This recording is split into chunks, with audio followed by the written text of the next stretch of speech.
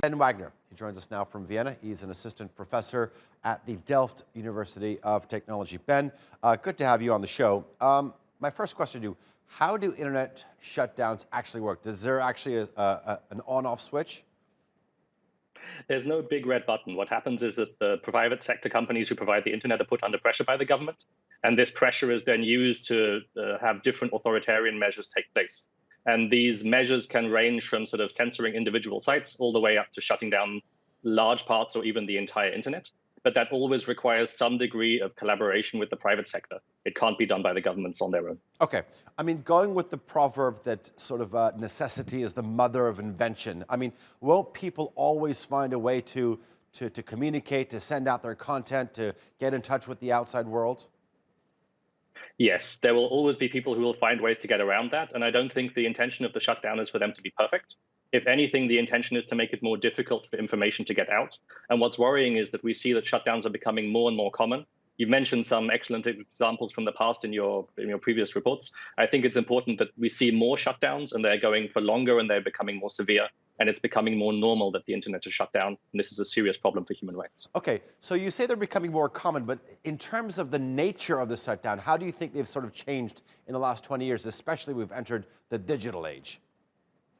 So I think what's happened is that we see digital technologies everywhere in our lives. We have these technologies constantly, and they're not just part of our personal lives, they're also part of our professional lives. You can't live in a modern society without having digital technologies touching your life world. And as a result of that, you're constantly engaging with these technologies, which also then means that this fabric that is woven by digital technologies, when that is torn by these shutdowns being taking place, what happens is extraordinarily large effects both on economies, but also on human relationships and human beings who are unable to live their lives in the ways that they previously would. This has significant implications on human rights, and it tends to take place in extremely already tense situations, making matters even worse. You say that it also affects our professional lives, and you brought in the whole aspect of economy. So let's pick it up there. I mean, there has to be a huge economic implications when a lot of our modern day economy is actually based on the internet.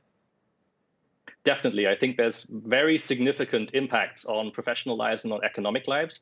Modern economies are severely challenged when communication technologies are shut down. And you see, for example, in 2011 in Egypt, they tried to not shut down parts of the internet that were used economically and to keep other parts of it going.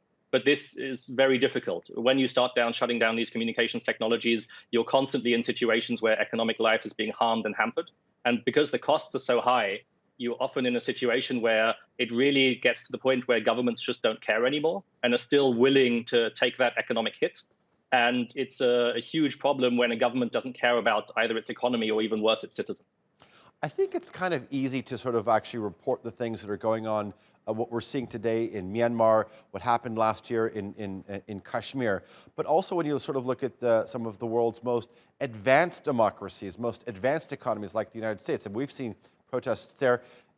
We haven't seen any blackouts there, but there has been sort of misinformation being spread as well. So how does the relationship between blackouts and the spread of getting in front of the spread of misinformation work?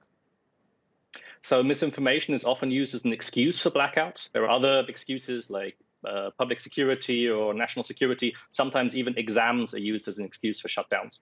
And most of the time, these shutdowns or blackouts, as you call them, have different reasons than what are given as the reasons for them. And the justifications that are used are typically quite far away from the actual reasons for them. This is that the government feels threatened.